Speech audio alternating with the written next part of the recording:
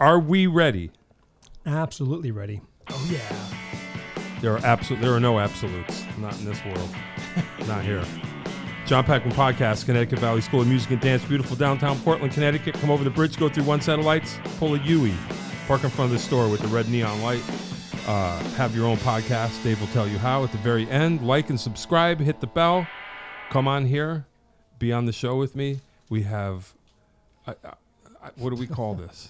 The Three Musketeers. They said this would never happen. Three Stooges? Yeah, they said this would never happen. They were wrong. We have, well, first of all, we have Geoff Brown. Been here before. Yes, repeat performance. Drummer Geoff Brown, repeat. Thank you, sir. We have not an old friend, but first timer here, Mr. Dave Zerio, drummer, keyboard player. Yeah. Rocky Hill, represent. Weathersfield. Oh, okay. Weathersfield represent. Okay, sorry. Close enough. Yeah, close enough. Close enough. There's no close enough in Weathersfield. Yeah. You know what I'm saying? So, just to refresh, so I've known Geoff longer, much longer, I would say. Me too. Right?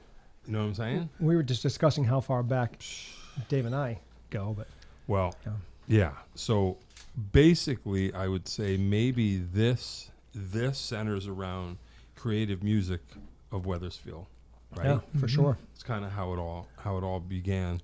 The magnet, yeah.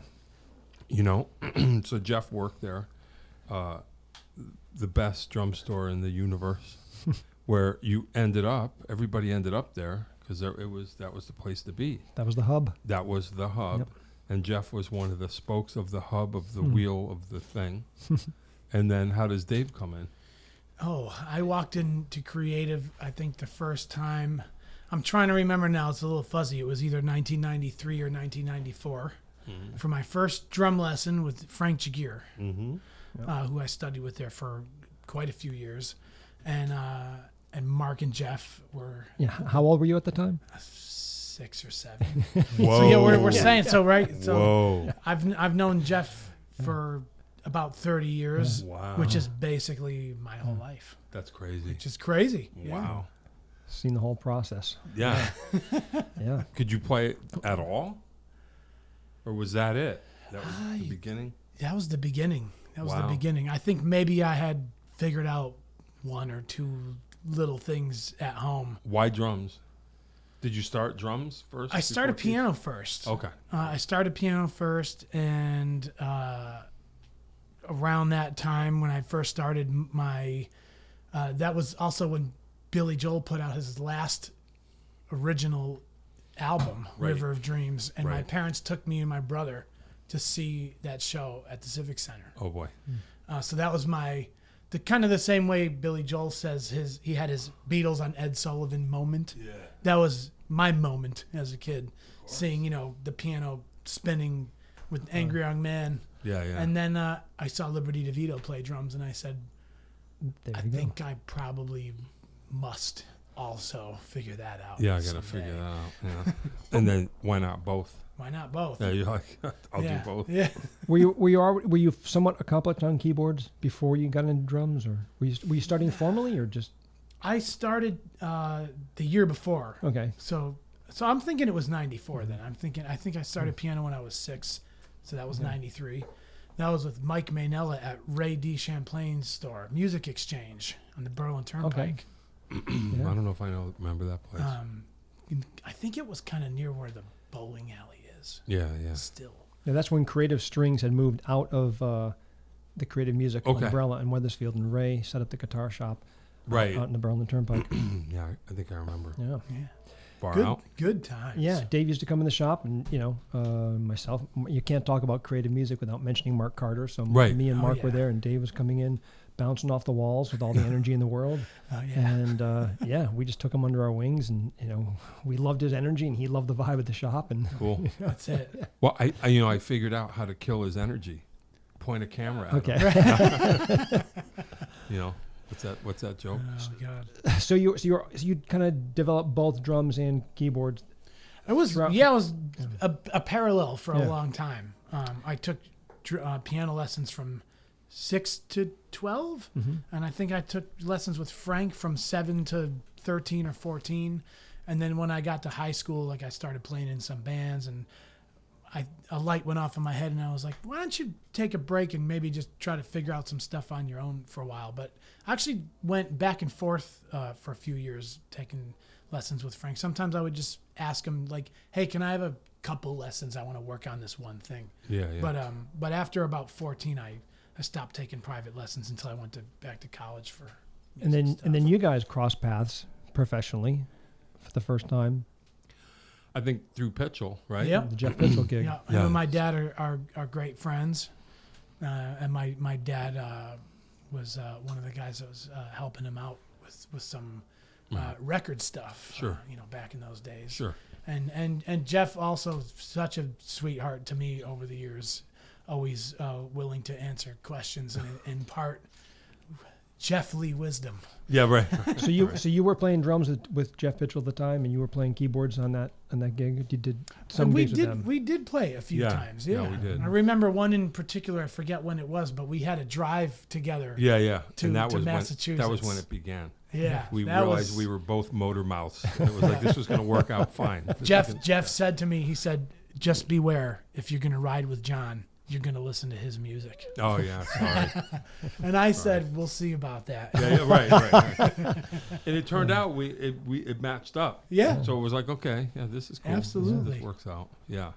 And we jabberjawed the whole time, which was great. It was like, oh, this is cool. Yeah. And now here we are years later, and I'm in Brooklyn playing John Peckman and Geoff Brown drum licks whenever I get the chance. Hey, you know what I'm saying? There you go. Yeah, killer. Yeah, and you've been in Brooklyn for how long now? You moved down Since 2011. Okay. So in September. So I just hit 12 years in the city. I remember you came to the Sex Pizza gig. You were leaving like the next day. I have that picture. I went to a Sex Pizza gig. Yeah. Woke up the next morning, drove to my friend's parents in Long Island, and see what I'm saying? Okay, you need to explain what the Sex Pizza is for new listeners, because it was a rock and roll cover band. It was me, Billy McGoffin, Jay Wiggin, and Chip. And I don't remember towards the end. It was oh no, keyboard player Scott.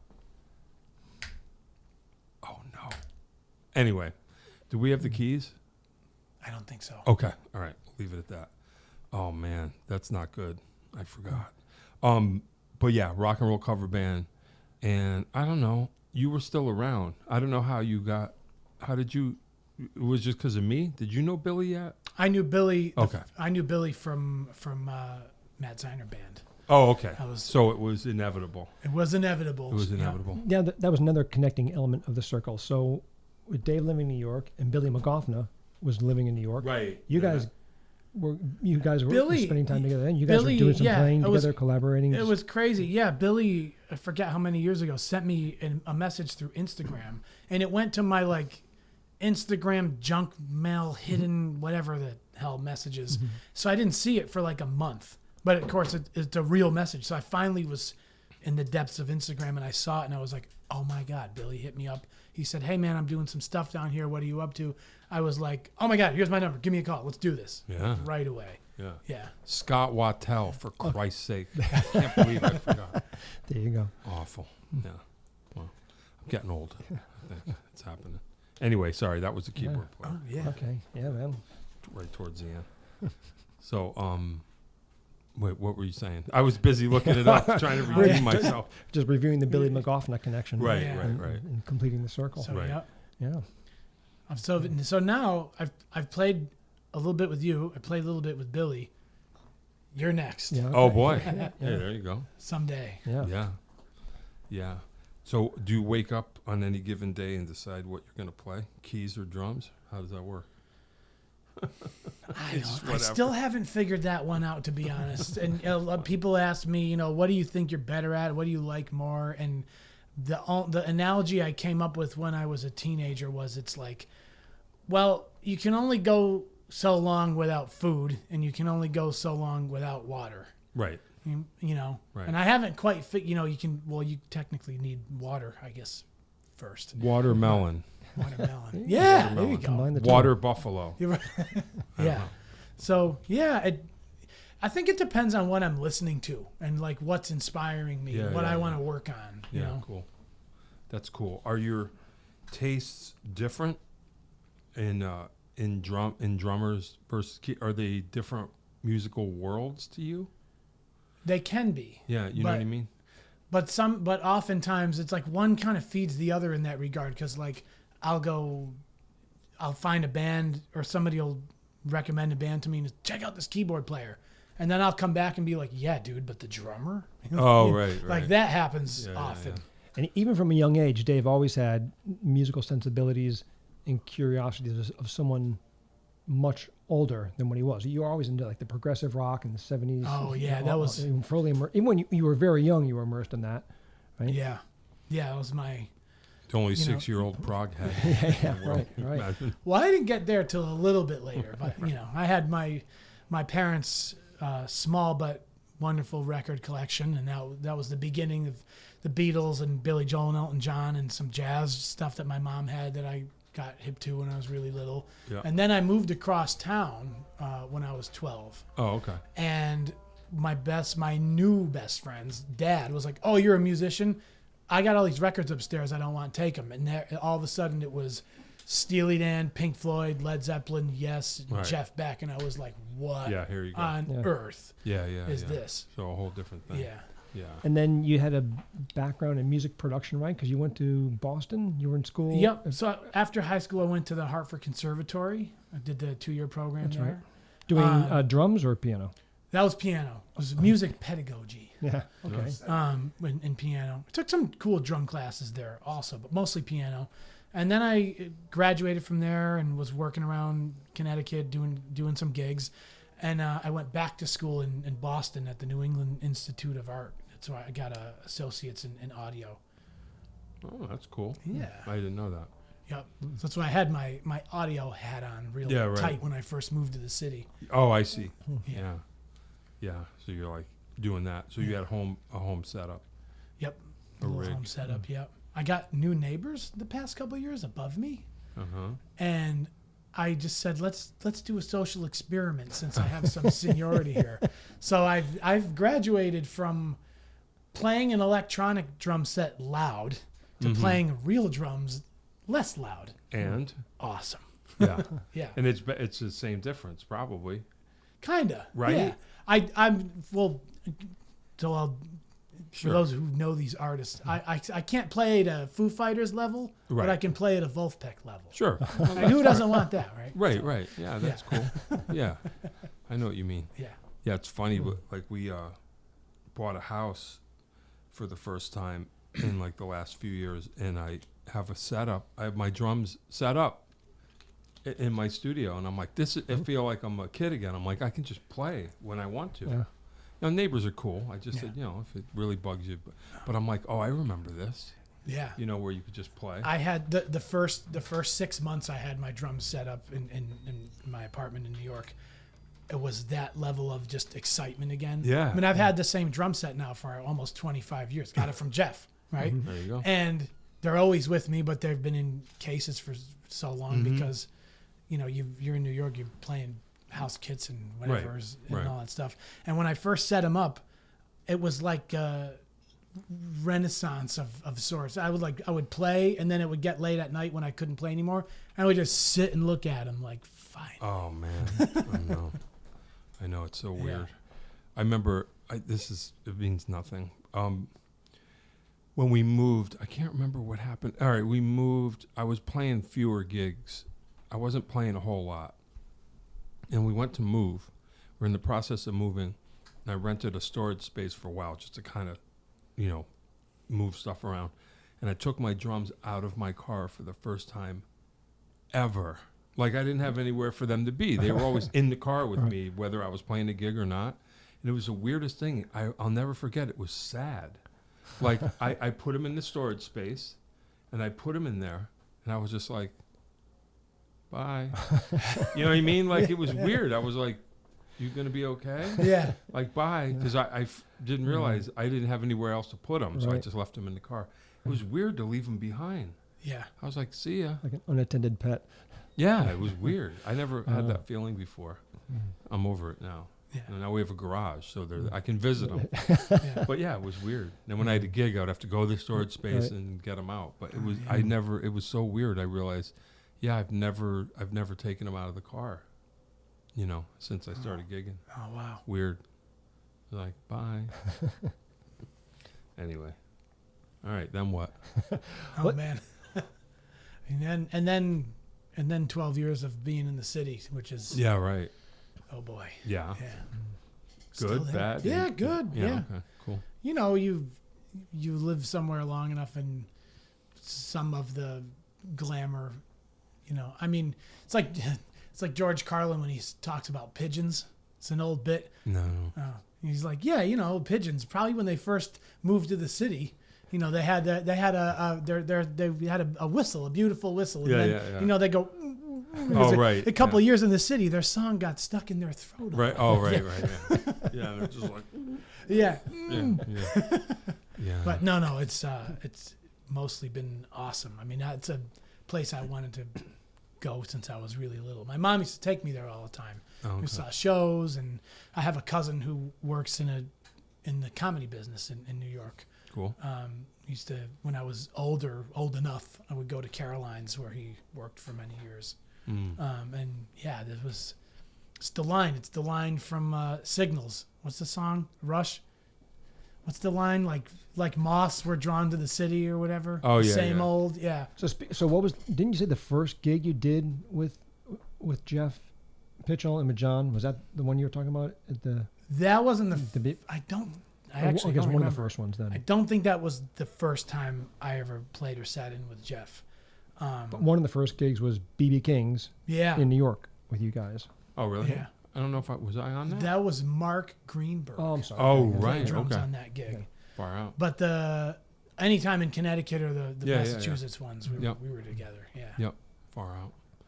Do you remember your first time playing in New York, like a significant Yes, I do. gig? Yeah. I think I've told this story before. All right, I'll make it quick because this is funny.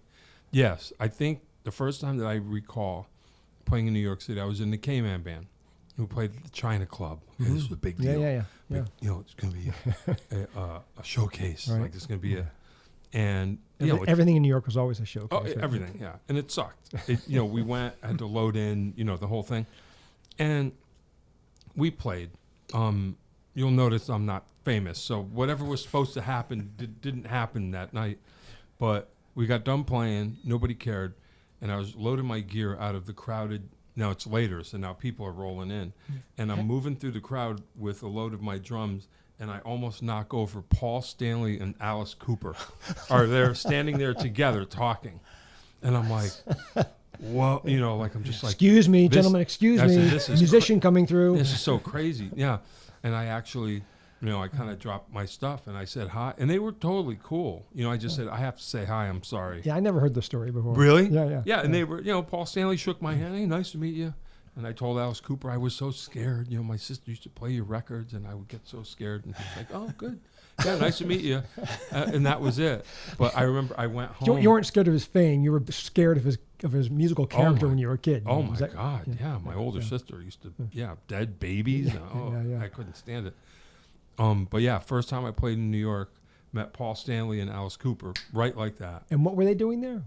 I don't know. They weren't. I don't think they were there to see us. They were just hanging out. Was there anybody else in the bill that night? I don't remember. Probably. That's I don't remember significantly, but I was like, I'd been in New York with my family as a kid or whatever, but I was just like, oh, this is it. Yeah. And then conversely, I probably already told this story too. The first and only time me and Paula, my wife, went to L.A., we roll into Hollywood, and we're going down the Strip, and we're just sitting there, and she looks in the rearview mirror and she goes, Gene Simmons is behind us. And I'm like, really? And I look, and there he is. I'm expecting like a Batmobile and the full makeup. Yeah. No, I just like in an Escalade or something. Yeah. And I said, well, I'll tell you what.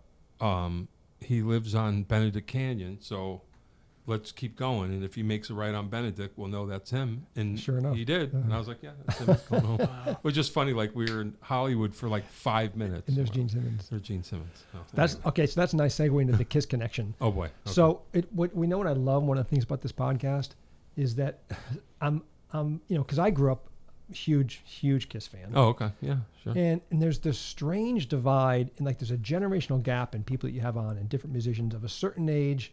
There's the Beatles. Everyone saw Beatles on, Sure. on Ed Sullivan. That's before my time. Mm-hmm. And from what I was seeing, if it's either the Beatles, the next step is Kiss. Yep. So Eddie Corvo, when he was on all the bass players, Gene Simmons and Kiss. Yeah. Jay Wiggin was into Kiss. I wanted to and play Gene bass Simmons. because of Gene You were- Simmons. I started as a bass player. And I was thrilled when Dave Lavosi was on here. Even he mentioned yeah. Gene Simmons and Kiss. I'm like, this is awesome. Yeah, crazy. I remember, the Paul Lynn show. Yes. That was it. The Halloween special. That was the one. That's the one. Yep. The Halloween special, Yep. Paul in. Yep. I remember seeing it. He doesn't this is know what we're talking about. Now there's But his was, Yeah. go ahead, the Billy Joel, the thing, the Allentown, the live thing. We were just talking about that. Oh, that was your yeah. thing. That was my parents took me to see him, but the other thing that continued that inspiration, and I was like, oh man, drums. Look at this guy. Yeah, it was the video. There's a Billy Joel concert that was like an official release. This is before YouTube when there's just everything all the time. So it's a VHS my aunt gave me for my birthday or something. It was live in Long Island, 1982. Then I think that means it's the Nylon Curtain album. Yeah. Was new. Open with Allentown. Open with Allentown. Yeah. Then My Life, and then Angry Young Man, and that particular performance of Angry Young Man I haven't seen it. is like everybody in that band is on 11. Yeah. Yeah. Yeah, I so remember many people. I mean, I think this is like an old thing now, but like so many people think Billy Joel and they think like Piano Man, Just the Way You Are, We Didn't Start the Fire. Not always. But I think like I also had like a cassette a cousin of mine gave me when I was a kid. I used to ride my bike around listening to it, and it started with You May Be Right. Oh yeah. So it's always You May Be Right, Still Rock and Roll to Me, Allentown. Yeah. All of his Yeah. not that this is heavy rock or anything, but all of the sort of rockier aspect of Billy Joel. For sure. And Liberty DeVito. Yeah. Yeah. Thusly. Yeah, thusly. Yeah. I had a Liberty encounter recently. I think I told both of you so. Yeah. All I'm gonna say is he treated my 22-inch ride like a crash. So I'll show you the video. So back that up for people who don't know. So you did this. You were doing a gig with him. Yeah. You were double gig, and he was using your drums. Yeah. For his, Yeah. Amazing. So, I played with Christine Ullman in Bridgeport, and we shared the bill with his band. And Christine was like, Lib is it okay if Lib uses your drums because they're coming from New York or whatever? And I'm like, I don't really care, but I'm in my mind, I'm picturing live from Long Island. I'm picturing Lib, And that's okay. I'll get new heads next week. Well, I just was thinking, how do I address that? Because actually, I got to go on after him. I have spare heads, but I'm like, what if he breaks something? You're right. like your ride cymbal. Right. So on the sly, I took my, I wouldn't say B cymbals, but I took my B cymbals in a cymbal bag and kind of thought, maybe I'll swap them out or whatever. And he was fine. He was fine. It wasn't. I don't know how to explain. I dig the Slim Kings. Oh yeah, no. Especially the I forget if it's the newest one or the one before. There's one record they did at the studio in Queens, I think, called the Diamond Mine. It's like a very old school analog. It's a really cool sounding record. Yeah, I bet. No, they were cool. Yeah, it was funny. I told you I brought my mom to that gig, and Lib was, by the time he got himself into a lather, he's smacking them, and it's powerful. It's not like it's super loud. It's just they're a 3-piece. He's at the center of it, and he's whomping on the drums. And my mom, who's seen me my whole life, says to me, she goes, "Can you play loud like that?" And I'm like, well, I can. I just not in this particular thing. But she just, there was something about the, I don't know, the presence. Yeah. I don't know if it was loud. There's also, there's a few guys, and he's one of them, where there is a distinguishable visual signature that is true. to his playing. That is also true. Yeah, definitely. No, he sounded great. I mean, we had this conversation. I mean, it doesn't really matter. We don't have to talk about Liberty DeVito, but when you think about it, like when I heard him, recently play, it's almost like garage rock. He has a garage rock and like a adolescent enthusiasm, but he had to be slick because of all the Billy Joel, everything.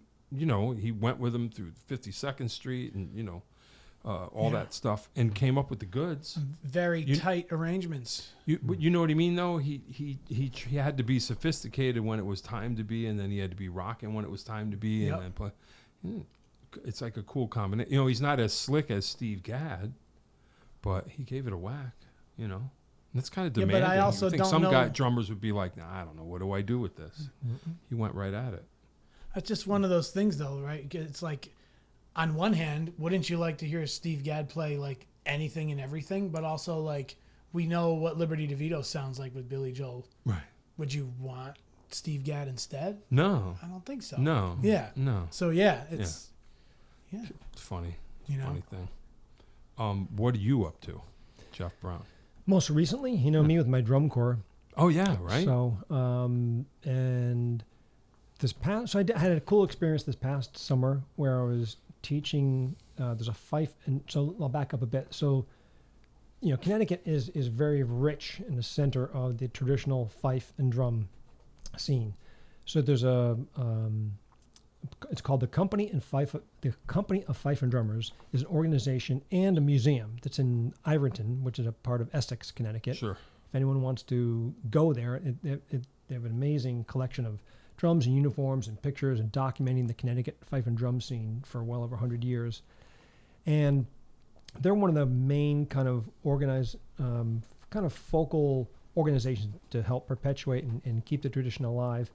And if anyone, you can go to the Company of Fife and Drummers. You can see if anyone is interested in the activity. You can see all the different corps are listed there, different corps in the areas to see if there's someone you want to be a part of. But there's a summer camp that's run for kids. I think the age is like 9 to 18, somewhere around there. So I got to teach that summer camp this year, which was also in that same, I've forgotten the name of the campground, but somewhere in like the Deep River area. And it was great. They get kids from all over the country that come in. Wow. Kids from the Midwest and one or two from LA. They had a couple kids from Japan last year, I believe. There was about 30 or 40 fifers, and we had maybe 13 or 14 snare drummers and 7 or 8 bass drummers.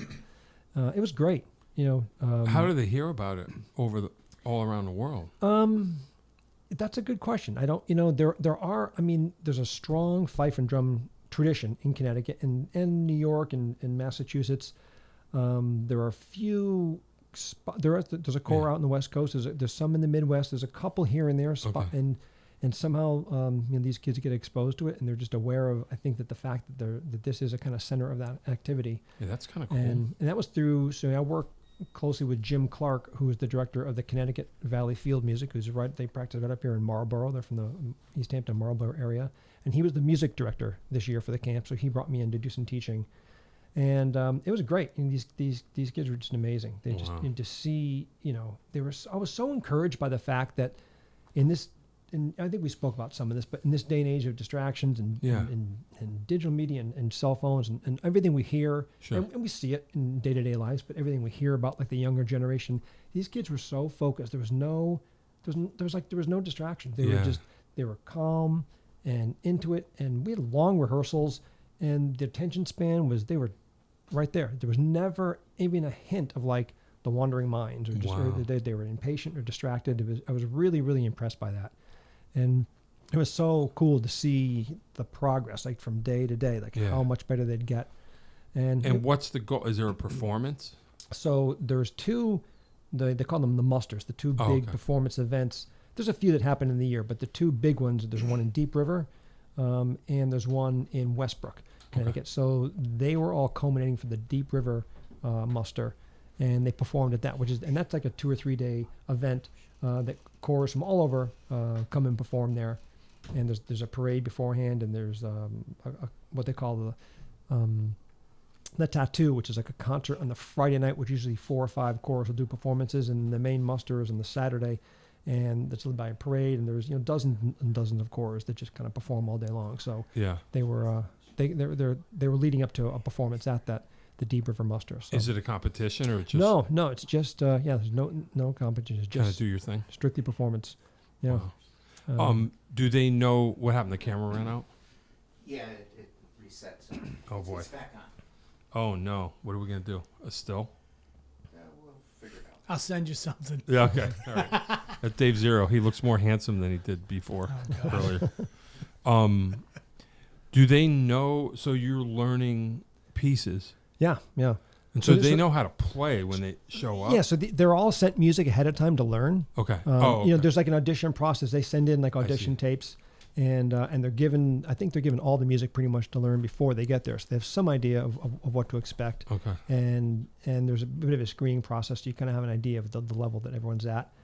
And Can I ask you a and quick question? yeah, The auditions, are they, when you send them in, is it a video or just Yeah. audio? video. Oh, yeah. cool. I wasn't a part of that process, but Oh. they send in Is there, videos. They're also like sort of bullet points or things that they're supposed to take into consideration in the audition about like, grip and position. Yeah, I think it's more just to assess. It's not like so much an audition to get into the program. I think it's kind of open to anyone that wants to do it. It's just Cool. it's more of an assessment of, okay, where is this kid at? Where is that kid at? Okay. So we broke them up into groups when we were teaching them to take some of the more advanced kids, take some of the more beginner kids, and work them within those groups. But I don't think no one's going to be turned away because they're only at a certain level. It's just to give us an idea of, again, I wasn't a part of that particular Yeah. process, but it gives you an idea of, okay, what's the incoming level of talent?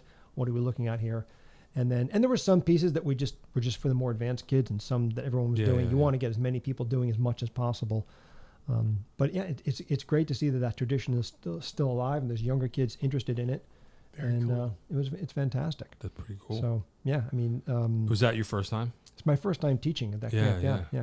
It was really That's cool. really encouraging. So you're going to So keep doing that. yeah, maybe I'd love to go back. Cool. It was fun.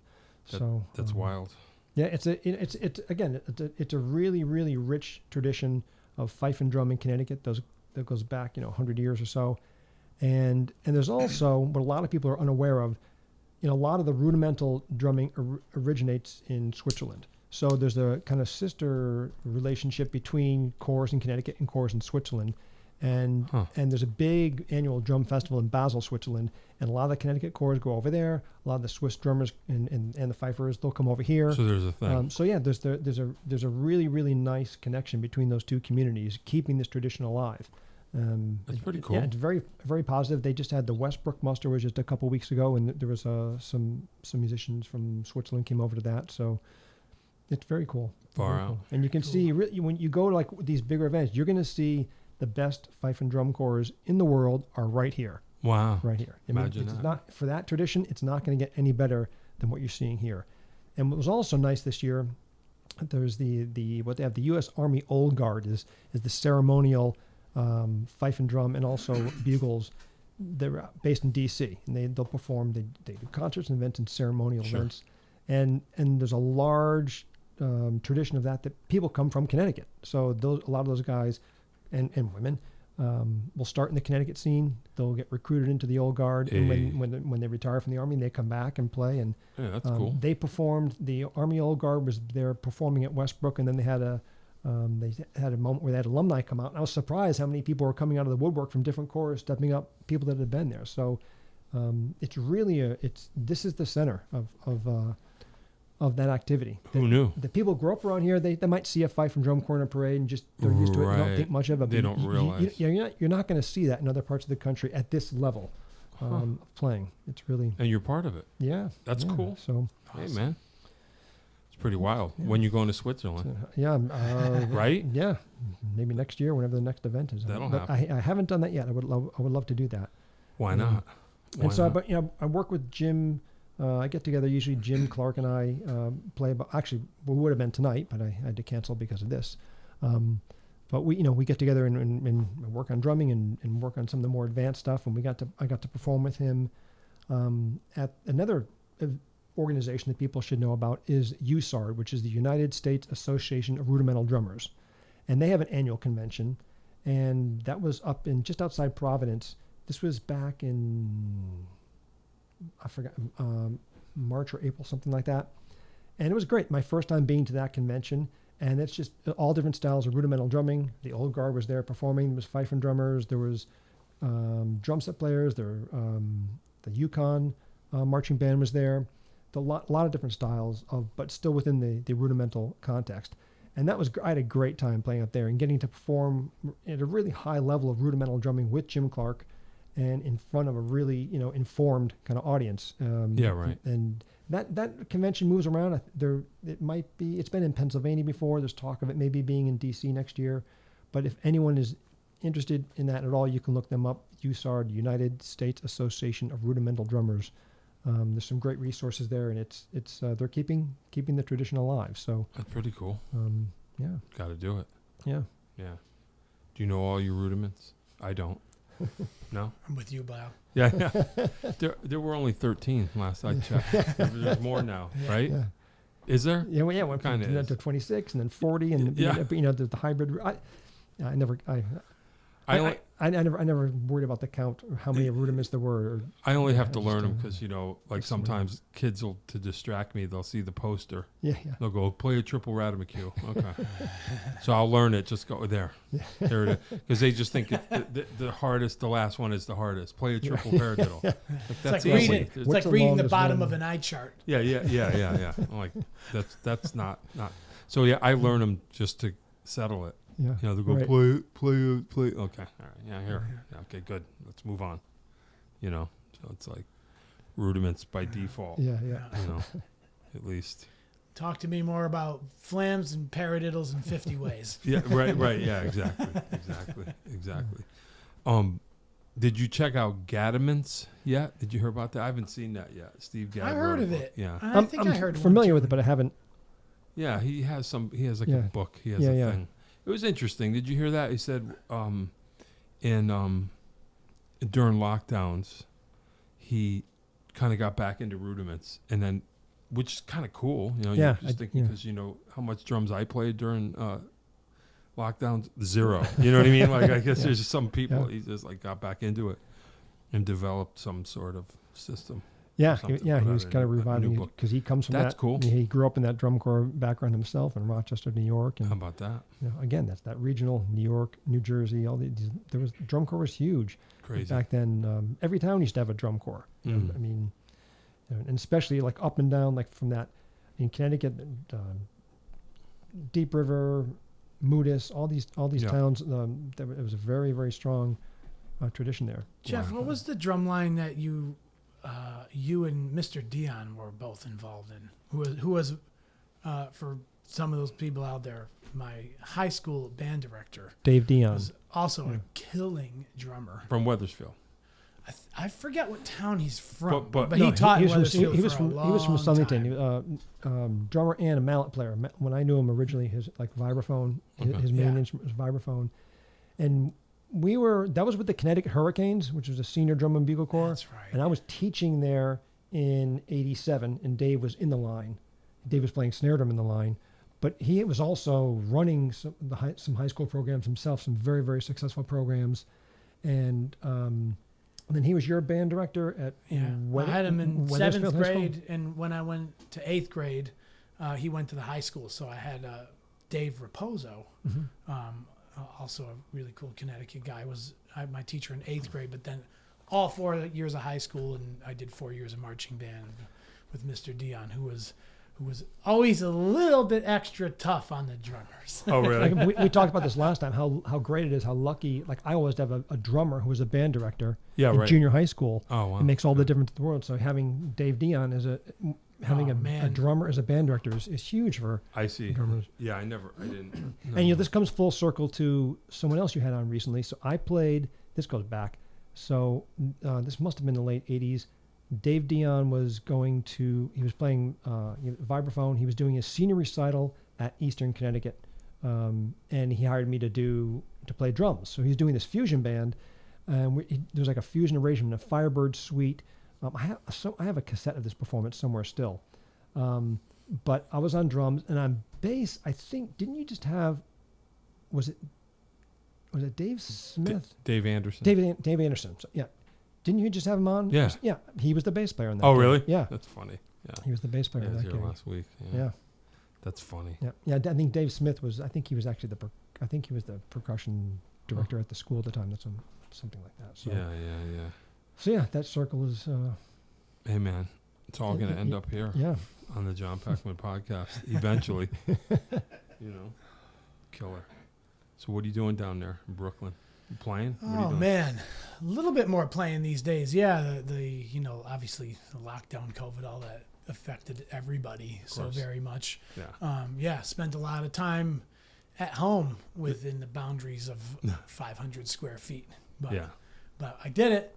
Yeah. I remember at the beginning, everybody was like, "Hey man, where are you? Where are you going?" I'm like, "What? What do you mean?" I'm here. I'm here. Yeah. I'm here. I'm going to the bodega. Yeah, to yeah, get another sandwich. Yeah. And then hide again because I guess that's what we're supposed to do. Yeah. But yeah, it was. But yeah, since I've been down there, I have a wonderful relationship with this place called Flux Studios in the Lower East Side. Okay. When I first moved there, I was an intern Mm-hmm. for a few months, and then that kind of slowly morphed into less interning and more session work. Hey. Couple of the guys there heard me play and formed a band for a while, and I've done a bunch of keyboard and drum sessions there over the years. Cool. I'm kind of like a Flux extended family cousin. Yeah, right. When they need a thing that they know I can do, they call me. So Yeah, right. thanks, guys. Hey, that's cool. So I hang out there often, help out as much as I can. Yeah. And in the meantime, especially the past couple years, I've been home, like finishing some old projects that I have been, that we all have stuff on the shelf that it's like one of these days. So Sure. I finally got to some of that stuff, and we'll hopefully be releasing some of it very soon. Yeah, that's cool. Yeah, and being up here, I'm here this week catching up with some people. And Dave got married. I did. I got married. What? I Wait a got married minute. last year. Oh. When you said earlier, when you said just a few moments ago something about it, you said a special relationship. I thought you were leading into that, but you were talking about the studio. No. Did I know Oh, that? I'm going to get crushed for that one. Yeah. Did I know that? Did I know that? I think you knew that. Yeah. Oh, sorry. I forgot. Yes.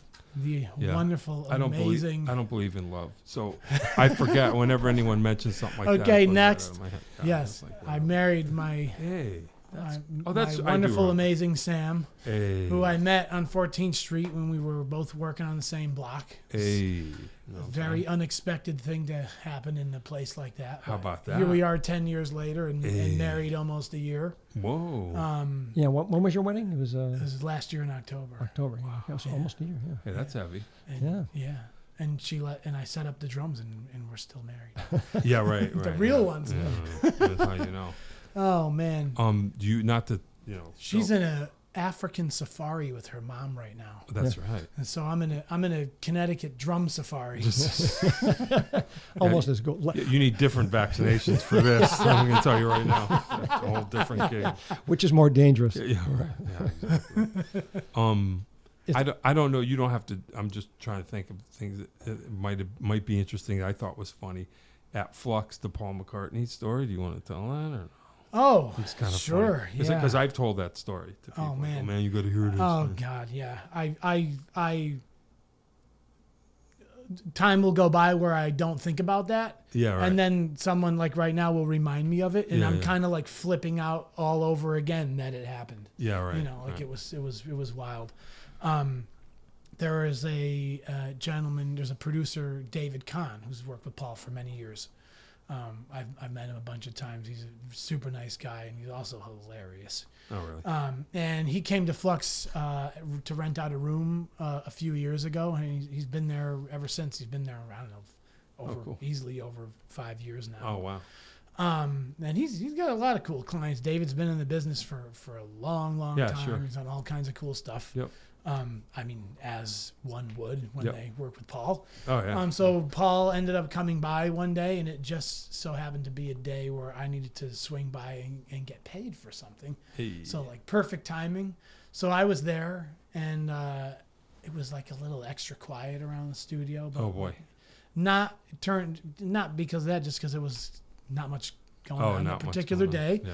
And so I'm hanging out in the lounge, and David comes out and says to somebody, "Hey, he's just keep your eye on the bell. He's gonna be here in a little bit." And I was like, "Who's coming?" Yeah. And he was like, "Oh, like as if And I was Yeah. like, "Wait, what?" Yeah. Because Yeah. I knew that it like might happen, Yeah.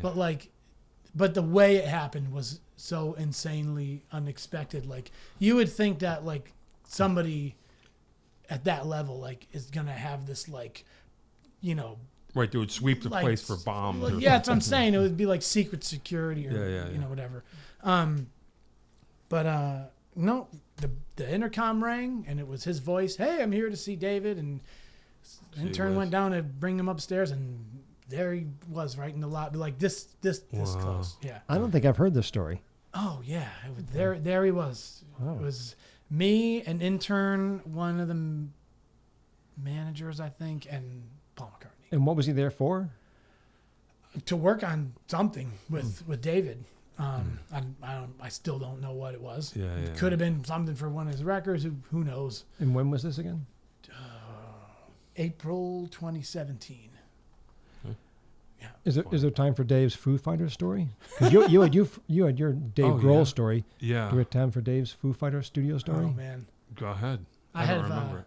So that was the Paul thing, and that was wild. And then a few years before that, one of my best friends in the city worked at another studio Right. I remember this. called the Magic Shop for the last, I want to say, like decade of its existence. Sure. And I got to go there a few times, like late at night, and we work on his record and have a ball, And the Foo Fighters did this record called Sonic Highways, where Dave had already been involved with, he did the Sound City documentary, and he started, exploring like historical places and all this stuff. So if you don't know about that record, each song on that record was from start to finish written, arranged, performed, the whole bit at a different studio. And the studio they picked in New York was the Magic Shop. Hey. So they were there. I knew they were there. He told me, he was like, "Yeah, they got their whole team. It's crazy. Like, I'll let you know." And then a couple weeks or a month or something after that, they came back to shoot the video for the song. Gotcha. So there was like less people and less gear and stuff. Sure. At least I am to understand. Yeah. But there they all were hanging out, shooting the video. Hey. And I'm on the train. I'm on the Q train, popping out of over the Manhattan Bridge. It comes out of the ground, goes up and goes back down. And right when I come out of the bridge, I was on the way to go have lunch with a friend. My phone rings, and it's my friend, Chris. And I'm like, "What's up? Make it quick. I'm on the bridge. I'm gonna have no service in a minute." And he's like, "Well, when you get to Brooklyn, jump on get to the other side of the platform and come on back, because the intern didn't show up today, and it's your lucky day." Hey. And he was like, "You're gonna have to, Yeah. do the things." I showed up and left immediately to get like 29 prime rib sandwiches from Italy. Right. Wow. And then I came back and everyone had lunch and it was fun. I got to hang out with Taylor. I didn't. Cool. I had to hang out with everybody. Dave was very busy. I didn't really get to speak with him. Sure. But the one thing, and I was talking to Geoff about this the other day, that was crazy is I was up in a soffit above in the ISO booth, like shoving things out of the way to get it out of the camera shot. And the lights were all dim, and there was nothing else going on in there. There were just... And you farted. No. Imagine. No. And Dave had apparently just like woken up from a nap or something. And he walked in. Oh, he naps. How interesting. Yeah, right. See, we're getting the insights. Oh, All right, boy. So Dave Grohl naps. I think yeah. All right, sorry. You can see you have my attention span. I Then love the quip it, yeah. start. Yeah, all right, Well, go he ahead. came in and sat right down at the drums and just noodled away and played whatever came to his mind for about 5 minutes. And I'm up in the soffit in the corner of this room with no one else in it, and the lights almost off. Just checking it out. in my head is just going, "Are you Yeah. Are you kidding me?" And he sounded great. Oh, Yeah, it was nuts. That's funny. So yeah, that's they were all, that was hysterical, especially Taylor. We actually, Taylor and I got to hang out for like, I don't know, 20 minutes, a half an hour or something, but while they had some downtime, and we talk, if you've watched interviews and stuff with Taylor, what is he like? The same thing. It was like, that's the guy. It was like Stuart Copeland, Roger Taylor. All right, let's go. Talk about all those tunes. It was great. Yeah, that's funny. So you're in. Tell that quick story. Your introduction to Taylor when your first words with him. Do you remember? Oh yeah, I was telling you. I came back with the sandwiches, and I hear this groove. Like that studio was like, you come in, there's a little tiny lobby, and then the control room and the live room. It's like a railroad studio. Yeah. Right, it was all on the line. So I hear all the doors are open. I hear somebody playing drums. It's Taylor, and then I hear someone humming this like bass line or something kind of ticked me off. And he stopped playing. I heard the sticks hit the floor, and he walked out and with all this energy. And right when I see him, I go, Stevie Wonder, Too High, and he goes, how did you do? And I was like, all right, I'm in. Wow. I'm in. Oh, that's killer. That's Yeah. funny. Yeah, It was great. trying to figure that out. Yeah. Yeah, that's great. That's killer. Yeah, good times. Yeah, I bet. We're getting towards the end, so I want to do wrap up questions with Dave because he's never been here. And boy! And if we get to you, we'll get to you. I don't do desert islands. Oh, okay, all right, never kidding. mind. Apparently, he's seen I'm the kidding. show. That's I'm good. kidding. That's a good I'm thing. kidding. All right. So, since you've given it thought, go desert island albums. Oh man, just a few. it's so tough, but it's Of like course. it would have to. I'd have to have a couple different genres. Sure, you can I'd do need, whatever like- you want because none of this is real. You're right. Yeah, There is no island. I'd need There's a- no John Peckman Yeah. podcast. There's no John I Peckman. would need one Beatles album. Sure. Maybe the White Album because it's the longest. Sure. Maybe Revolver because Sure. it's the craziest. Sure. I'd probably take Dark Side of the Moon so I could listen to it for the 1,000,001th time. Sure. Yep. I've never gotten through that album even once. That's just me. It's a whole other story. And then I would definitely be taking some jazz and classical. I would take a Rachmaninoff concerto Okay. or a Beethoven sonata. Sure. And then I would take a Return to Forever album. Sure. Sure.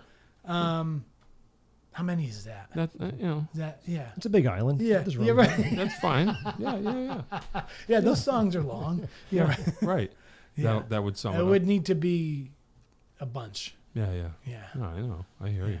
I don't know how. I mean, It's tough. Yeah, right. I mean, I know how to answer it because I thought of the question. But if someone asked me that out of the blue, I wouldn't know either. Yeah. I started making a list because sometimes people will ask me, and I started making a list at home, and I got up to 60, and I was like, "Stop it! You're right. You can't, because I can't. I just can't." Yeah. Can't do Like it. the only thing, I mean, we talked about so many already, but like the only thing I thought about that I forget what the questions were, and I thought one of them might be 10 drummers or whatever. Now in my head, I was like, no way, it's got to be 25. Yeah. He's like, we can't. Well, give me your top 3 drummers. Right. Go ahead. Top 3, man. Man, that's I can't. Okay. I can't. I'm gonna go nuts. All right, I'll never give you mind. 5. All right. Go ahead. I'll give you 5. Yeah, that's fine. I'll give you 5 that are also relate. Let's say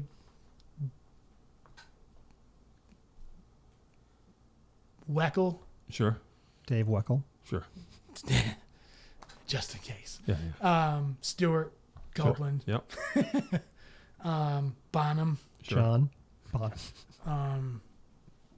Carter Beauford, and Dave Grohl. Fine. There you go. That works. Yeah. Yeah. That's And- cool. And of course, I could easily do Right. 30 more. Of course. But off the top of my head, Keyboard players. There you go. this comes quicker. Okay. But it's very, from my formative, obnoxiously Sure. formative years, but lumped all into one big thing is Rick Wakeman, Keith Emerson, Tony Banks, Sure. John Lord, and Oh. Greg Rowley, my Hammond guys. Sure. And also, I mean, Billy and Elton was Yeah, yeah. the very beginning for me. But also, Billy Joel, Elton John. Elton John. Elton And who? also- Who's he? and also late comers in different ways. But Bill Evans, Chicoria, Sure. gotta. Yeah. Keith Jarrett. Oh, yeah. Kern concert. right? Yeah. I said that because I knew that was. Yeah. Desert Island food, quickly. Pizza number one. Sure. Yeah. Pizza number one. And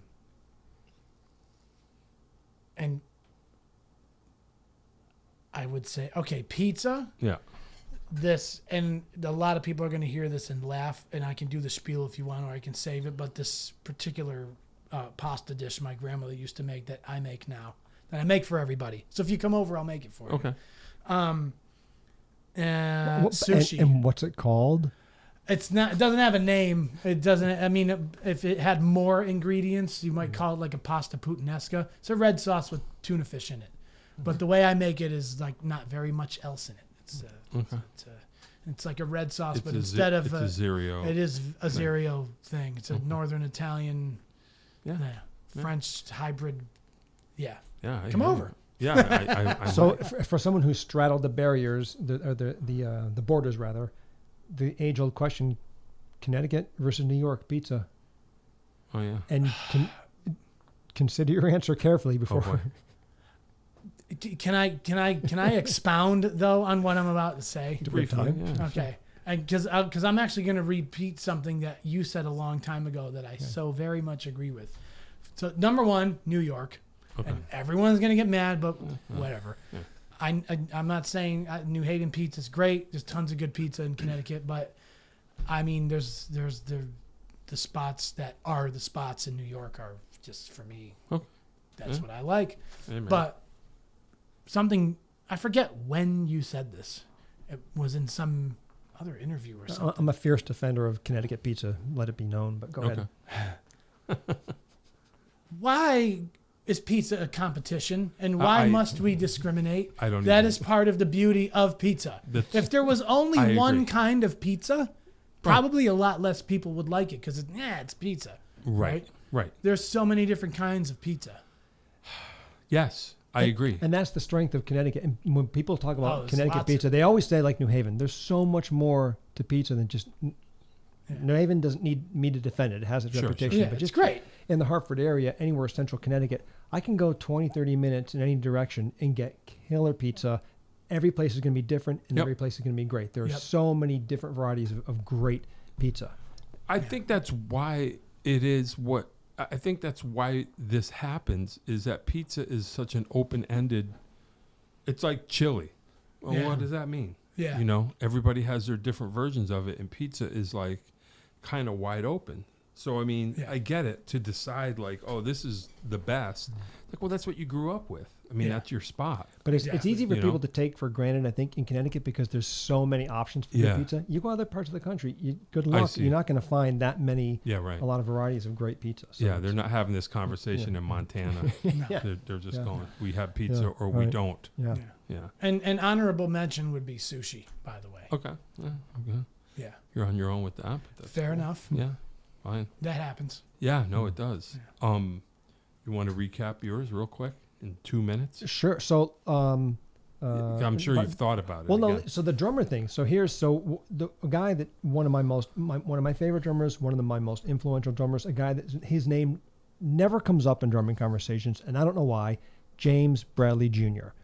He played with Chuck Mangione, and his drumming back then is as good as anybody has Okay. played in any group on the Feel So Good album, which was huge in Sure. late Sure. 70s, Sure. and like every jazz band and Sure. in middle school and high school played like Feel So Good and the Children of Sanchez. Sure. And we did that stuff in high school.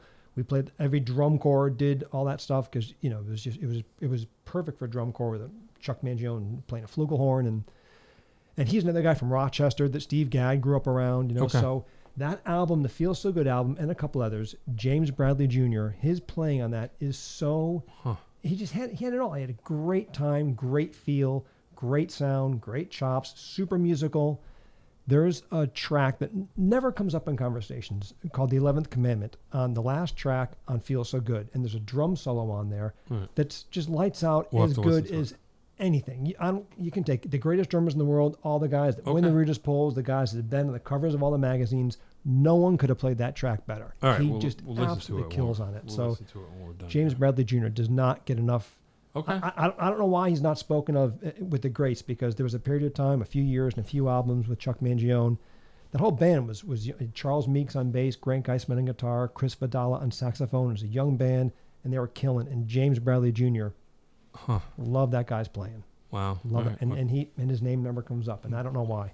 Because that all the Well, great drumming I gotta tracks. check this out. Yeah. Well, we'll check it out. Yeah. We'll check it out right now. And one last quick thing, Yeah.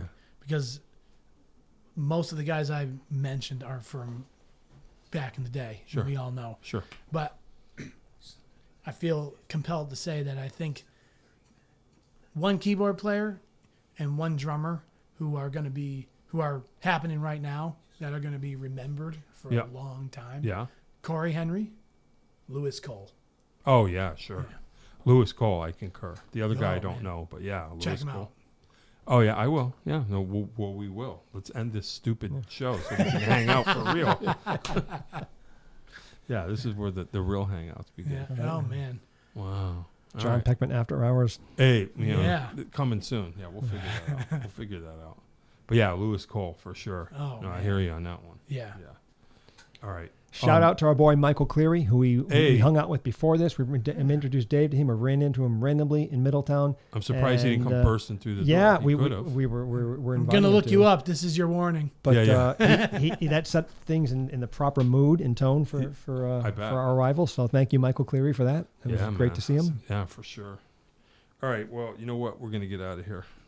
Dave Zerio, all the way from Brooklyn, came here to be here. Boy, all the way back from Brooklyn. Yeah, you know what I'm saying? Yeah, right. Yeah. How is it being back? It's the same, right? Pretty much. Oh yeah. Yeah.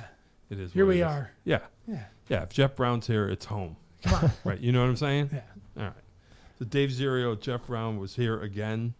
Next time you come back, we'll do this again. You know what I'm saying? With 4 people Yeah. next time. Hey, we'll work on that. We got, we didn't quite get the 3 together, but we'll get there. We'll get there. My apologies if you're looking at a still frame of Dave Z. He's as handsome as ever.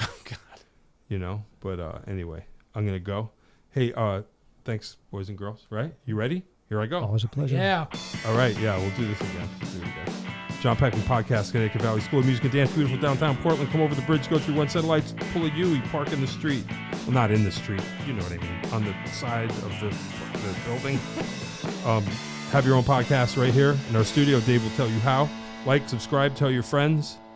And Dave Zerio, Geoff Brown, thank you guys. We'll see you. Oh yeah. Right? Yeah. All right. You know it. That is all. Thank you. You got it. Thank you. That is all.